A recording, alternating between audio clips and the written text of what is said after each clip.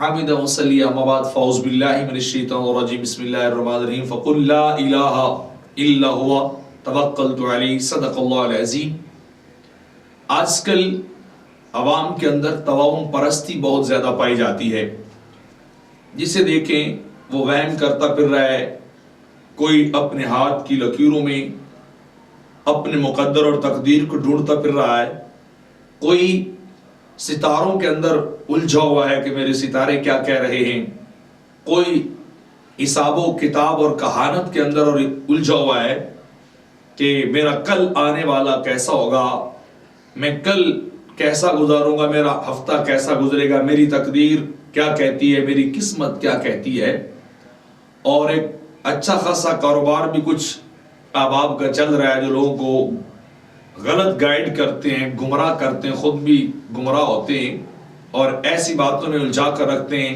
شادی نکاح کا موقع ہوتا ہے تو پھر بھی کہتے ہیں کہ بتائیں جی ستارے کیا کہتے ہیں، لڑکے اور لڑکی کے ستارے ملتے ہیں یا نہیں ملتے ہیں، کوئی بیمار رہنے لگ جائے تو آ کے پوچھتے ہیں جی اتنا بتائیے کہ لوگ کہہ رہے ہیں کہ نام غلط ہے، وہ ستاروں کے نام کی وجہ سے اس کے اثرات غلط پڑ رہے ہیں، تو انسان کو کیا کرنا چاہیے، وہ اپنے نام کو بدل لینا چاہیے، تبدیل کر لینا چاہیے۔ تو پہلی بات تو یہ ہے کہ انسان کو اللہ پر توکل رکھنا چاہیے، اللہ پر یقین انسان کو رکھنا چاہیے، اور ہر چیز جو ہے وہ اللہ کے امر کی تابع ہوتی ہے، اگرچہ ظاہری اسباب ہیں لیکن ان چیزوں کا تعلق جو لوگوں کے اندر اور عوام الناس کے اندر پائی جا رہی ہے ان کا کوئی تعلق جو ہے حقیقت حال سے نہیں ہے۔ اللہ رب العزت قرآن مجید کے اندر ارشاد فرماتا ہے وَعَلَى اللَّهِ فَلْيَتَوَكَّلِ الْمُؤْمِنُونَ، اللہ پر ہی مومنوں کو توکل کرنا چاہیے، اللہ کے اوپر ہی مومنوں کو یقین رکھنا چاہیے، اسی کے اوپر انسان کا اعتماد ہونا چاہیے۔ اللہ یبسط الرزق لمن یشاء ویقدر، اللہ ہی جس کا رزق چاہتا ہے تو وہ کھول دیتا ہے، اور اللہ ہی جس کا رزق چاہتا ہے وہ تنگ کر دیتا ہے، کم کر دیتا ہے، زیادہ کر دیتا ہے، کم کر دیتا ہے۔ یہ سارے اللہ رب العزت کے اختیارات ہیں اور اللہ ہی سارے معاملات جو ہے وہ کر رہا ہے۔ تو پہلی بات یہ ہے کہ لوگ علم رمل کی طرف جاتے ہیں۔ رمل کون سے علم؟ وہ زمین کے اوپر لکیریں کھینچی جاتی تھی مختلف، اور جب ان کو گنا جاتا تھا اگر 2 لکیریں بچتی تو یہ کامیابی کی علامت تھی، اور اگر 1 لکیر باقی رہتی تو کہتے کہ تمہارا مقدر ٹھیک نہیں ہے، تم ناکام ہو جاؤ گے۔ وہ صرف لکیروں کے ذریعے سے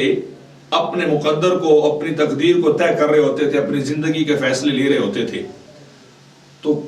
انہیں پھر کہا گیا کہ یہ لکیریں تو ادریس علیہ السلام کے دور مبارک میں تھی، جیسے قرآن مجید کے اندر ہے قُلْ أَرَأَيْتُم مَّا تَدْعُونَ مِن دُونِ اللَّهِ أَرُونِي مَاذَا خَلَقُوا مِنَ الْأَرْضِ، کہ جن کو تم بلاتے ہو اللہ کے علاوہ، دکھاؤ انہوں نے کچھ پیدا کیا ہو، انہوں نے کچھ بنایا ہو۔ أَمْ لَهُمْ شِرْكٌ فِي السَّمَاوَاتِ، کیا وہ آسمان کے بنانے میں اللہ کے شریک ہے؟ ایسا بھی نہیں ہے۔ تو ایتونی بکتاب من قبل ھذا او اثارۃ من علم ان کنتم صادقین، تو پھر کیا ہے کہ تم کچھ آثار علم لاؤ جو اس سے پہلے تمہارے پاس تھے، یا کوئی کتاب کا علم تھا اگر تم سچے ہو۔ تو یعنی وہ ایک بات یہ رمل تھا جو ہندسوں کے ذریعے سے اور خطوط کے ذریعے سے کیا ہے زمین کے اوپر کھینچ کر وہ لوگوں کے مقدر اور تقدیر کی باتیں کرتے تھے۔ اور حدیث پاک کے اندر آتا ہے معاویہ بن حکم رضی اللہ تعالیٰ عنہ روایت کرتے ہیں، یار بار جا کی روڑ پیا چیک کہتا ہوں کہ کوئی شور ٹوٹی جاتا کس طرح ہو، میں بار بار سنی جا رہا ہوں، سارے بڑبڑ کرتے ہیں، ریکارڈنگ نہیں لگی گلی اوئے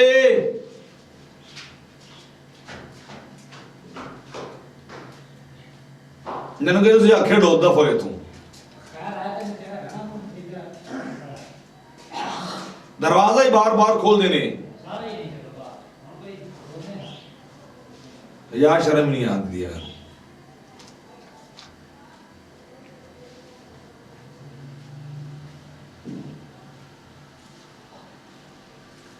رسول اللہ صلی اللہ علیہ وسلم نے ارشاد فرمایا کہ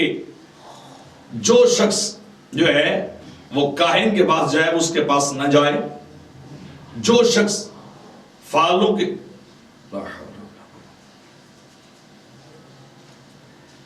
معاویہ بن حکم رضی اللہ تعالیٰ روایت کرتے ہیں کہ میں نے آقا علیہ السلام سے عرض کی کہ میں نیا نیا زمانہ جاہلیت سے نکل کر اسلام کی طرف آیا ہوں اور اللہ نے مجھے نیا نیا ایمان عطا کیا ہے، تو ہم میں سے کچھ لوگ کاہنوں کے پاس جاتے ہیں اور ان سے باتیں پوچھتے ہیں، تو میرے آقا نے فرمایا تم کاہنوں کے پاس نہ جایا کرو۔ پھر انہوں نے کہا کہ ہم لوگ کچھ برا شگون لیتے ہیں، تو میرے آقا علیہ السلام نے فرمایا کہ یہ چیز وہ ہے جو لوگوں کے سینوں میں ہوتے ہیں، خیالات ہوتے ہیں، توہمات ہوتے ہیں، کھٹکتے ہیں، تم ان باتوں کے پیچھے بھی نہ چلو۔ تو ایسی باتیں بھی جو قبول جو نہیں کرنی چاہیے۔ اور فرمایا پھر نقل کرتے ہیں معاویہ بن حکم کہ میں نے پوچھا کہ ہم میں سے کچھ لوگ زمین پہ لکیریں کھینچتے ہیں، تو کیا پھر انہیں لکیروں کہ وہ معاملے اور ان پہ عمل جو ہے وہ کرنا چاہیے؟ تو میرے آقا علیہ السلام نے فرمایا یہ اللہ کے اگلے انبیاء میں سے ایک نبی کو علم دیا گیا تھا، تو جس کی لکیریں ان کے مطابق ہو جائیں وہ لکیروں سے حساب و کتاب لے لے۔ مطلب یہ تھا کہ وہ تو سابقہ علم تھا، وہ گزر گیا، اب کس کو یقین ہے کہ اس کی لکیریں وہ حضرت ادریس علیہ السلام کے علم اور ان کے مطابق جو وہ ہو جائیں گی اور وہ اسی طرح کر رہا ہے؟ تو پھر اس چیز سے انسان کو بچنا چاہیے، اس چیز کے قریب جو ہے وہ نہیں جانا چاہیے۔ تو بہت سارے علماء نے، ابو سلیمان خطابی ہیں، ملا علی قاری ہیں، علامہ محمد ابن الاسر جزری ہیں، یحییٰ بن شرف نبوی، ساروں نے علم رمل، یہ لکیروں کا علم کھینچ کر چاہے زمین پہ ہو چاہے کسی صفحے پہ، اس کو حرام قرار دیا ہے اور ناجائز قرار دیا ہے۔ اس کے بعد علم نجوم کی باری آتی ہے، ستاروں کا علم۔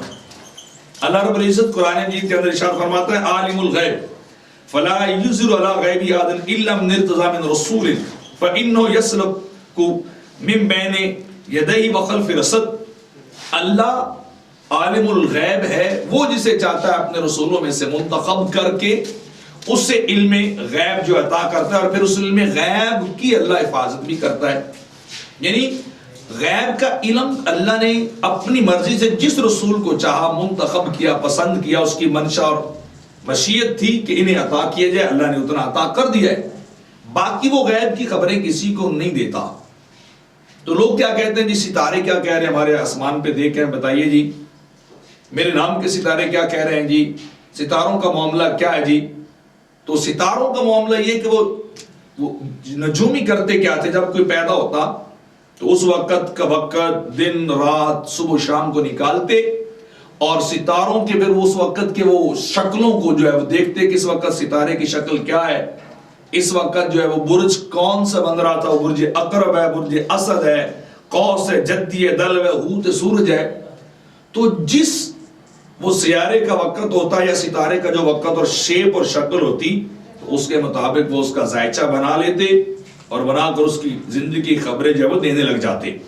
یہ کام جو ہے وہ جو ہے نجومی جو تھے وہ کرتے تھے۔ اب حدیث مبارکہ کو سنیے کہ آقا علیہ السلام جو ہے وہ اس بارے میں کیا فرما رہے ہیں۔ ابو ہریرہ روایت کرتے ہیں میرے آقا علیہ السلام نے فرمایا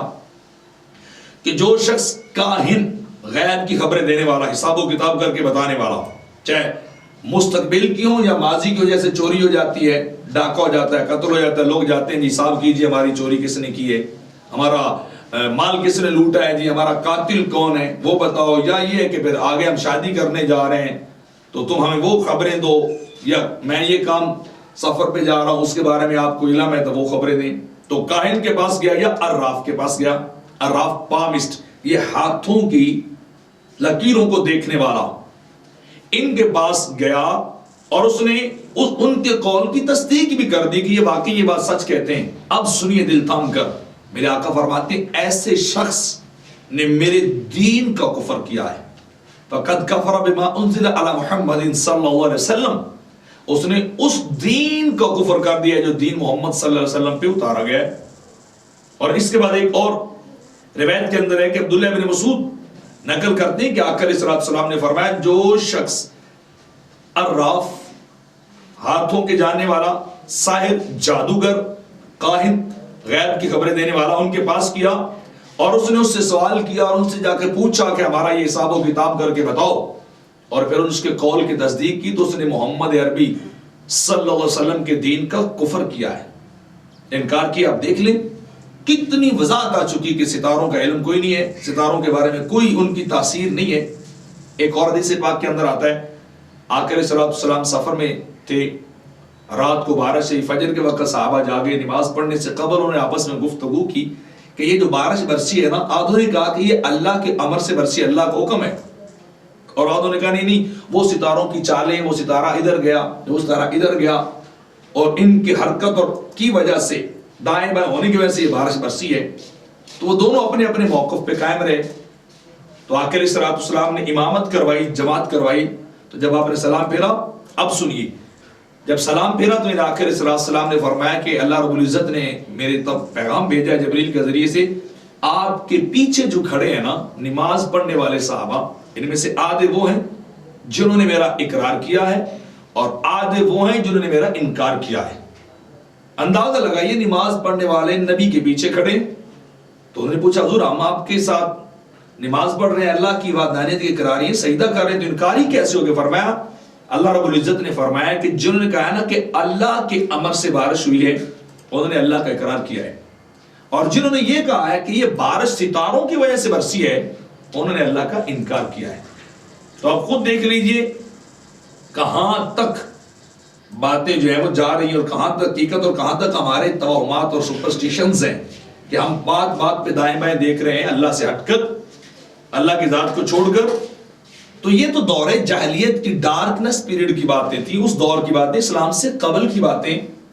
کہ کاہنوں کا دعویٰ ہوتا تھا کہ ہمارے پاس کچھ شیاطین ہیں، کوئی ہمارے پاس جنات ہیں، کوئی موکلات ہیں، وہ ہمیں غیب کی خبریں بتا دیتے ہیں، وہ ہم تک عام لوگوں سے ہٹ کر جو خبریں پہنچاتے ہیں۔ تو وہ دعویٰ کرتے تھے۔ اسلام کے آنے کے بعد یہ ساری چیزیں بند ہو گئی۔ حضرت سبحان رضی اللہ تعالیٰ عنہ روایت کرتے ہیں کہ آقا علیہ السلام نے ارشاد فرمایا کہ جب میرے صحابہ کا ذکر کیا جائے تو خاموش رہا کرو، ان کے اوپر اپنے کمنٹس نہ دو، انالیسس نہ کرو، تبصرے نہ کرو، خاموش ہو جاؤ، کیونکہ ہر صحابی ہی جو ہے وہ سرکار کا جنتی ہے، اور ہم سے تو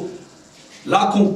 کروڑوں اربوں گنا جو ہے وہ بہتر ہے، ہم تو ان کے برابری کا سوچ بھی نہیں سکتے۔ ان کے اوپر کمنٹس کرنے تو کجا، ان کے اوپر تبصرے کرنے اور اپنی آراء ناقص آراء کو دینا اپنے ایمان کو خراب اور کینچی لگانے والی بات ہے۔ تو فرمایا جب میرے اصحاب کا ذکر ہو تو چپ ہو جائے کرو، اور جب ستاروں کا ذکر ہو تو خاموش ہو جاؤ، اور جب تقدیر کا ذکر ہو تو رک جاؤ۔ یعنی ان چیزوں کے اندر بحث میں نہ پڑو، یہ چیزیں تمہارے نقصان کے لیے، ان سے تمہیں خاموشی اختیار کر لینی چاہیے۔ عبداللہ ابن عباس روایت کر رہے ہیں، آقا علیہ السلام نے ارشاد فرمایا جس نے ستاروں کے علم سے سیکھا اس نے جادو سیکھا، اور جادو شرم حرام اور گناہ کبیرہ ہے، اللہ کی ناراضگی کا یہ سبب ہے۔ اللہ ناراض ہو جاتا ہے اس شخص سے جو شخص جادو کو سیکھتا ہے۔ تو فرمایا ستارے بھی جادو کی ایک قسم ہی ہیں، تمہیں ان سے بچنا چاہیے، تمہیں ان کے قریب جو ہے وہ بالکل جو ہے وہ نہیں جانا چاہیے۔ ایام کی نحوست کے بارے میں بھی لوگوں کے اندر بڑے عجیب و غریب خیالات پائے جاتے ہیں، عجیب و غریب تھاٹس پائے جاتے ہیں۔ کوئی کہتا ہے فلاں دن منحوس ہے، ہمیں کام نہیں کرنا چاہیے، فلاں دن کام کرنا چاہیے، فلاں دن برکت نہیں ہوتی، فلاں دن برکت ہوتی ہے۔ تو قرآن مجید کے اندر اللہ نے کچھ قوموں کا ذکر فرمایا کہ ان کے اوپر فلاں دنوں میں عذاب اترا تھا، تو وہ عذاب اترنے کا جو پیریڈ وہ دن تھے نا وہ ان کے لیے منحوس تھے۔ یہ نہیں کہ دن عام منحوس ہو گئے، یعنی جس ٹائم میں جتنے دنوں میں عذاب ان کے اوپر اترتا رہا، یقیناً وہ دن نحوست والے اور بے برکتے دن تھے کہ ان کے اوپر عذاب کو اتارا گیا، ان کے اوپر پتھر برسائے گئے، ان کے اوپر ہوائیں چلے گئیں۔ تو لوگوں نے جب یہ پڑھا کہ وہ اللہ کہہ رہا ہے کہ وہ دن جو ہیں وہ نحوست والے ہیں، برکت سے خالی دن ہیں، تو لوگوں نے سمجھا کہ شاید وہ دن جس دن وہ معاملہ چلا تھا وہ ہمیشہ کے لیے منحوس ہو گیا، وہ دن ہمیشہ کے لیے بے برکتے ہو گئے۔ تو ایسا نہیں ہے، مطلب یہ ہے کہ ان کے لیے وہ ایام جو 5 تھے، 7 تھے، 8 تھے، 2 تھے، 1 تھے، وہ صرف دن کیونکہ وہ عذاب کے دن تھے، تو وہ چاہے کوئی دن ہو، ایسا نہیں ہے کہ وہ ان کے اندر ان کے لیے مطلب نحوست پائی جاتی ہے جیسے کہ دوسرے مذاہب اور ادیان کا یہ نظریہ ہے۔ ہمارا نظریہ ایسا نہیں، ہر دن ہی اللہ کا دن ہے، ہر چیز ہی اللہ کے حکم سے ہوتی ہے، اللہ نے جو بنائی ہے۔ تو بہرحال وہ اگلی قوموں کو دیکھ کر، جیسے کہ اللہ نے فرمایا ان ارسلنا علیہم ریحا صرصرا فی یوم نحس مستمر، کہ ہم نے ان کے اوپر جو ہے وہ مسلسل تیز آندھی ایک نحوست والے دن بھیجی تھی۔ تو اس سے مراد وہ خاص دن وہی تھا جس کے اندر وہ صرف ایک دن تھا جس دن وہ بھیجی گئی تھی، یا اس طرح اور فی ایام النحسات لنذیقنہم عذاب الخزی فی الحیات الدنیا، اللہ فرماتا ہے ہم نے ان کے اوپر तेज आंधी भेजी नहुसत वाले दिनों में, ताकि हम उन्हें उनके अमाल का बदला दे, उन्हें चखाएं कि ये तुम्हारी जिल्लत है, ये तुम्हारी रुसवाई है दुनिया में कि तुमने अल्लाह की हिदायत से मुंह फेर लिया। तो लिहाजा वो उनके साथ खास था। दिन कोई भी ऐसा जो है वो नहीं है कि जिसको ये बंदा समझ ले कि वो नहुसत वाला नहीं। शेख अब्दुल हक मुहद्दिस देलवी रहमतुल्लाह ताला से पूछा गया ना सफर के बारे में, कि हदीस पाक के अंदर आता है ला सफर, सफर कुछ भी नहीं। लोग एक नजरिया था कि सफर का महीना मनहूस है और इसके अंदर काम नहीं करना चाहिए। तो आकर सल्लल्लाहु ने फरमाया ला सफरा, वो बात नहीं है जो तुम कर रहे, सफर के अंदर कुछ भी नहीं है। ये महीना भी आम महीनों जैसा है, ये दिन भी आम अयाम जैसे, तुम इनके अंदर अपने मामलात जिंदगी भरपूर तरीके से जो है वो अंजाम दो, तुम्हें किसी बात का खौफ नहीं करना चाहिए। तो ला सफरा के ऊपर ही लोग अटक के रह गए कि सफर नहीं है, यानी सफर में ना करो कोई काम, तो उस गलती के अंदर हो गए, मुब्तला हो गए। तो शेख अब्दुल हक मुहद्दिस देलवी रहमतुल्लाह अलैह अशियतुल उलमा के अंदर लिखते हैं कि ये महीना मुसीबतों और बलाओं वाला नहीं है, ये लोगों का इत्काद बातिल है, ये गलत लोगों की थिंकिंग, सोच उनकी गलत है कि कोई कहे कि सफर में मुसीबतें हैं इस महीने के अंदर, इसकी कोई असल नहीं है। इमाम अहले सुन्नत अशा अहमद रजा खान फाजली बरेलवी से किसी ने एक सवाल किया कि एक शख्स फला मनहूस है, उसको देख ले तो हमारा काम नहीं होता, उसको देख ले तो हमारा चलता हुआ काम बंद हो जाता है, वो इतना बेबरकता आदमी है, नहुसत वाला आदमी है। तो आपने उसके जवाब में जो बात फरमाई थी वो बात समझने वाले, आपने फरमाया कि शरीयत मुताहरा में इस चीज की कोई असल नहीं कि कोई शख्स या कोई दिन मनहूस है तो उसके अंदर नहुसत पाई जाती है, उसके अंदर जो है वो बरकत नहीं पाई जाती। आपने फरमाया इसकी कोई असल नहीं है। शरीयत में हुक्म ये है इज़ा तयरतुम फमदू, जब भी कोई बदगुमानी तुम्हारे ज़हन में आए ना तुम आगे गुजर जाओ, उस पे अपना दिमाग ना ठहराओ, खुद उसके ऊपर सोचो फिक्र ना करो, गौर फिक्र के अंदर ना पड़ जाओ कि ये बदशगुनी होगी, ये खराबी होगी। तो ऐसा तुम्हें कभी भी नहीं करना चाहिए, बल्कि इन चीजों से तुम्हें क्या है आगे जाना चाहिए और उस पर अमल भी नहीं करना चाहिए। और इमाम अहले सुन्नत लिखते हैं ये तो हिंदुओं का तरीका है, मुसलमानों का तरीका तो नहीं है कि वो बंदों को मनहूस करार दें या अय्याम को मनहूस करार दें, ये ऐसा नहीं है। तो हमारे यहाँ क्या होता है, किसी को मनहूस करार दे, उसका इतना मजाक उड़ाया जाता है, तज़हीक की जाती है उसकी, कि वो बंदा वैसे ही परेशान हो जाता है और वाकई समझने लग जाता है कि शायद मैं इतना ही बुरा आदमी हूँ, इतना ही गलत आदमी हूँ कि मेरी वजह से ही कामिल होते हैं। तो वैसे ही बेचारा क्या बोलते हैं कि वो अपनी जात के अंदर ही बेचारा खत्म होने लग जाता है। तो इस्लाम के अंदर ऐसा कुछ नहीं है, ना अयाम की नौसत की बात है और ना ही जो है वो किसी शख्स की जो है नौसत की बात। इसी तरह बदशगुनी लेना भी कुरान के अंदर है। क़ालू तय्यरना बिका व बिमन मअका, मूसा अलैहिस्सलाम से कौम ने कहा कि हमने जो है सालेह अलैहिस्सलाम की कौम ने उनसे कहा कि हमने आपसे और आपके साथियों से बुरा शगुन लिया, ये कौम को जो नुकसान हो रहा है ना ऐसा ले, ये आपकी वजह से है। मूसा अलैहिस्सलाम की कौम को भी ऐसी कहा गया। तो अल्लाह रब्बुल इज्जत ने जवाबन क्या जो है वो इरशाद फरमाया था, फरमाया क़ाला ताइरुकुम इंदल्लाह बल अंतुम कौमुन तुफ्तनून,